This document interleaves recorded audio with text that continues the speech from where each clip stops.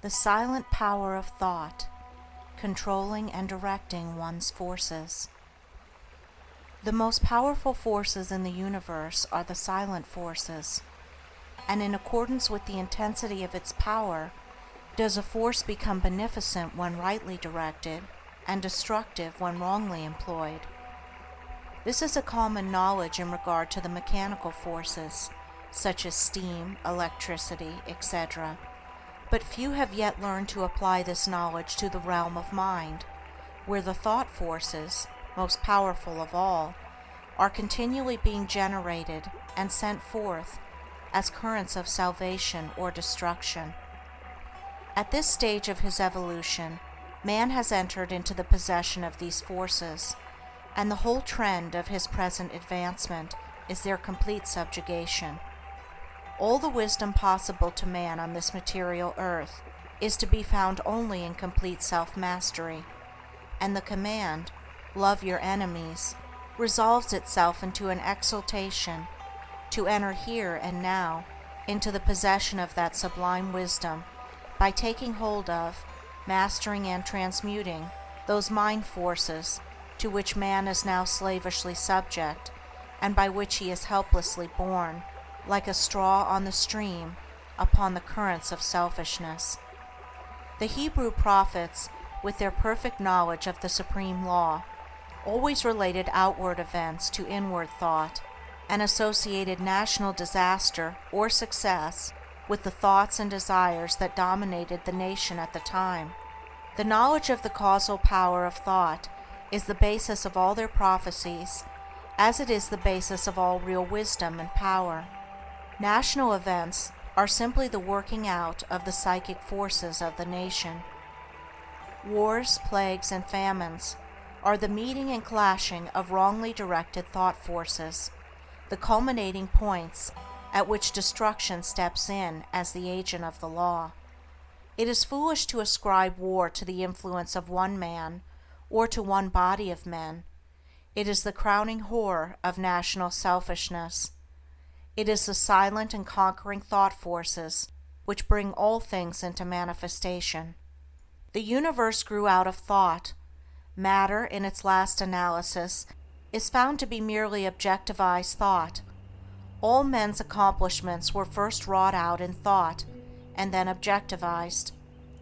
The author, the inventor, the architect, first builds up his work in thought, and having perfected it in all its parts as a complete and harmonious whole upon the thought plane, he then commences to materialize it, to bring it down to the material or sense plane.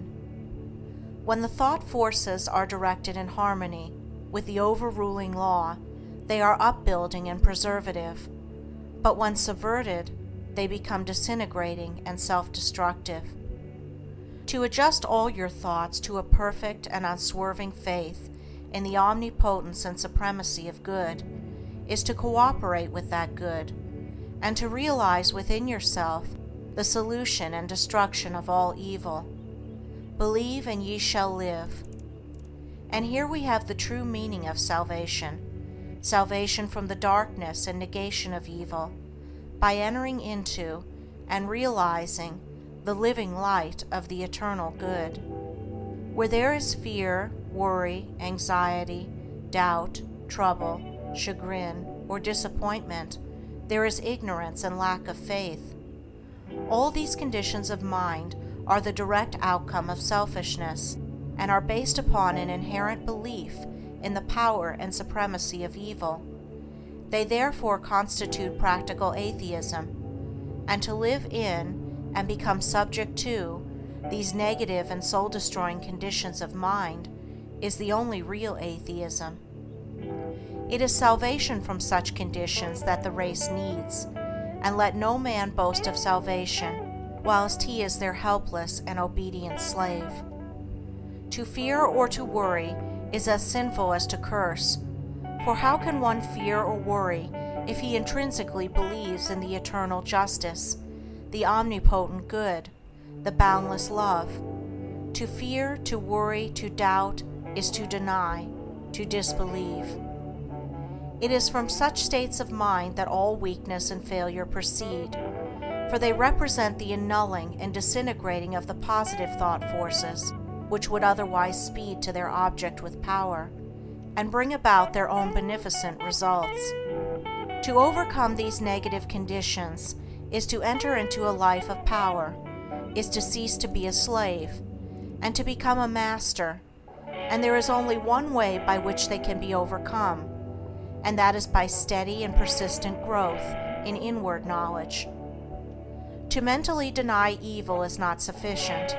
It must, by daily practice, be risen above and understood. To mentally affirm the good is inadequate. It must, by unswerving endeavor, be entered into and comprehended. The intelligent practice of self-control quickly leads to a knowledge of one's interior thought forces, and later on, to the acquisition of that power by which they are rightly employed and directed. In the measure that you master self, that you control your mental forces instead of being controlled by them, in just such measure will you master affairs and outward circumstances. Show me a man under whose touch everything crumbles away, and who cannot retain success even when it is placed in his hands, and I will show you a man who dwells continually in those conditions of mind which are the very negation of power. To be forever wallowing in the bogs of doubt, to be drawn continually into the quicksands of fear, or blown ceaselessly about by the winds of anxiety, is to be a slave, and to live the life of a slave, even though success and influence be forever knocking at your door, seeking for admittance. Such a man, being without faith and without self-government, is incapable of the right government of his affairs, and is a slave to circumstances, in reality, a slave to himself. Such are taught by affliction, and ultimately pass from weakness to strength by the stress of bitter experience. Faith and purpose constitute the motive power of life. There is nothing that a strong faith and an unflinching purpose may not accomplish. By the daily exercise of silent faith, the thought forces are gathered together, and by the daily strengthening of silent purpose, those forces are directed toward the object of accomplishment. Whatever your position in life may be, before you can hope to enter into any measure of success, usefulness, and power, you must learn how to focus your thought forces by cultivating calmness and repose. It may be that you are a businessman and you are suddenly confronted with some overwhelming difficulty or probable disaster. You grow fearful and anxious and are at your wits' end. To persist in such a state of mind would be fatal, for when anxiety steps in, correct judgment passes out. Now, if you will take advantage of a quiet hour or two in the early morning or at night, and go away to some solitary spot, or to some room in your house where you know you will be absolutely free from intrusion, and having seated yourself in an easy attitude, you forcibly direct your mind right away from the subject of anxiety, by dwelling upon something in your life that is pleasing and bliss-giving. A calm, reposeful strength will gradually steal into your mind, and your anxiety will pass away. Upon the instant that you find your mind reverting to the lower plane of worry, bring it back again, and re-establish it on the plane of peace and strength. When this is fully accomplished, you may then concentrate your whole mind upon the solution of your difficulty, and what was intricate and insurmountable to you in your hour of anxiety will be made plain and easy, and you will see, with that clear vision and perfect judgment which belong only to a calm and untroubled mind, the right course to pursue, and the proper end to be brought about.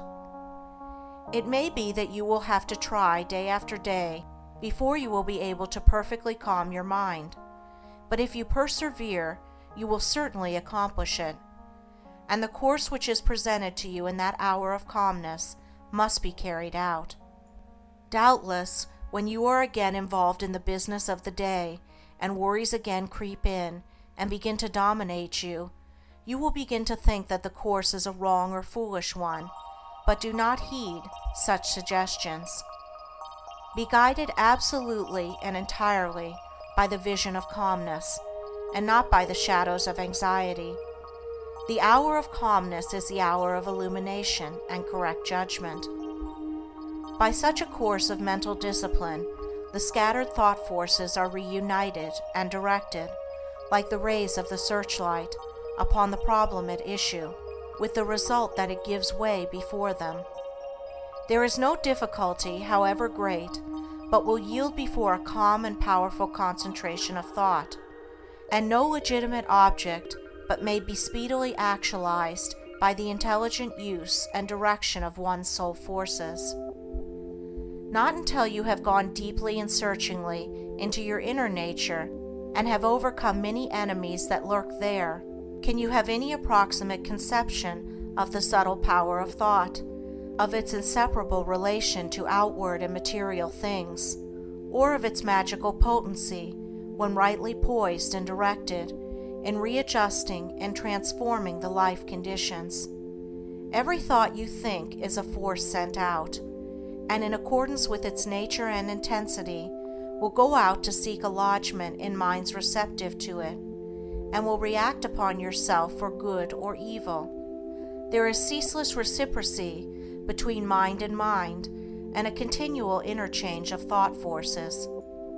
Selfish and disturbing thoughts are so many malignant and destructive forces, messengers of evil, sent out to stimulate and augment the evil in other minds, which in turn send them back upon you with added power.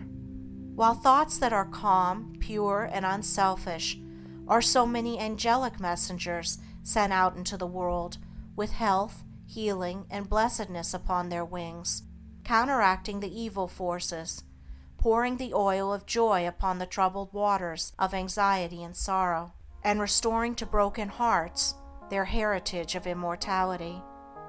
Think good thoughts, and they will quickly become actualized in your outward life in the form of good conditions. Control your soul forces, and you will be able to shape your outward life as you will. The difference between a savior and a sinner is this, that the one has a perfect control of all the forces within him, the other is dominated and controlled by them. There is absolutely no other way to true power and abiding peace but by self-control, self-government, self-purification. To be at the mercy of your disposition is to be impotent, unhappy, and of little real use in the world. The conquest of your petty likes and dislikes, your capricious loves and hates, your fits of anger, suspicion, jealousy, and all the changing moods to which you are more or less helplessly subject. This is the task you have before you, if you would weave into the web of life the golden threads of happiness and prosperity. Insofar as you are enslaved by the changing moods within you, you will need to depend upon others and upon outward aids as you walk through life. If you would walk firmly and securely, and would accomplish any achievement, you must learn to rise above and control all such disturbing and retarding vibrations. You must daily practice the habit of putting your mind at rest, going into the silence, as it is commonly called. This is a method of replacing a troubled thought with one of peace, a thought of weakness with one of strength. Until you succeed in doing this, you cannot hope to direct your mental forces upon the problems and pursuits of life with any appreciable measure of success. It is a process of diverting one's scattered forces into one powerful channel. Just as a useless marsh may be converted into a field of corn or a fruitful garden by draining and directing the scattered and harmful streams into one well-cut channel, so he who acquires calmness and subdues and directs the thought currents within himself saves his soul and fructifies his heart and life. As you succeed in gaining mastery over your impulses and thoughts, you will begin to feel, growing up within you, a new and silent power, and a settled feeling of composure and strength will remain within you.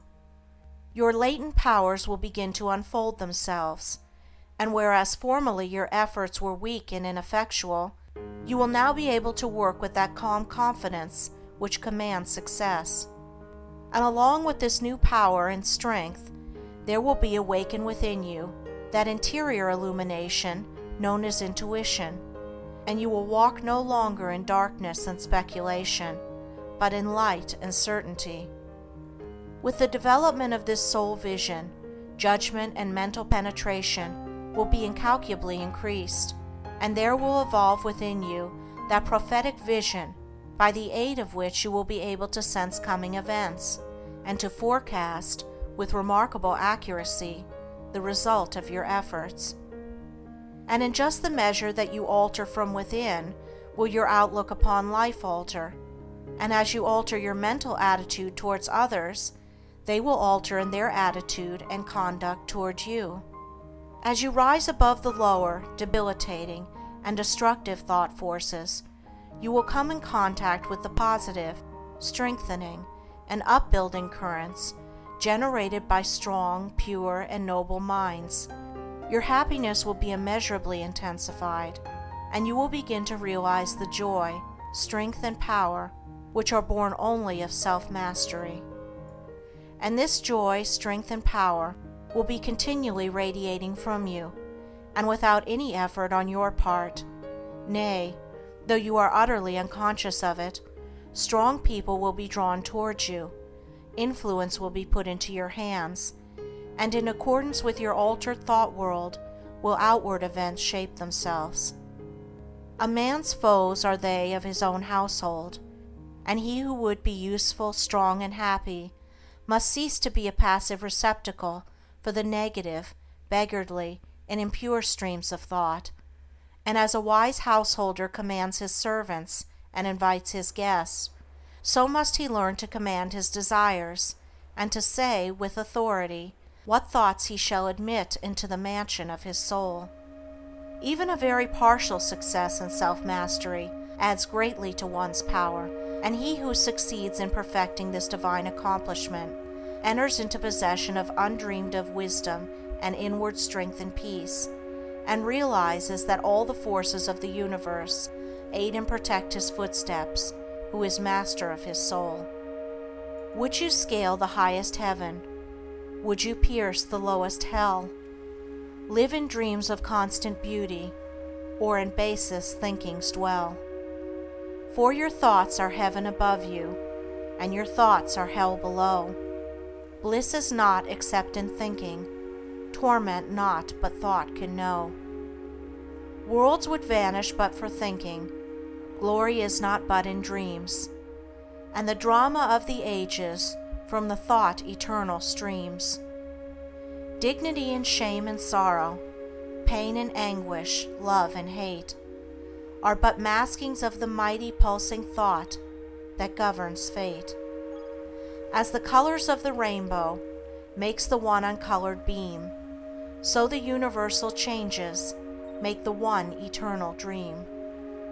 And the dream is all within you, and the dreamer waiteth long for the morning to awaken him to the living thought and strong, that shall make the ideal real, make to vanish dreams of hell, in the highest holiest heaven where the pure and perfect dwell.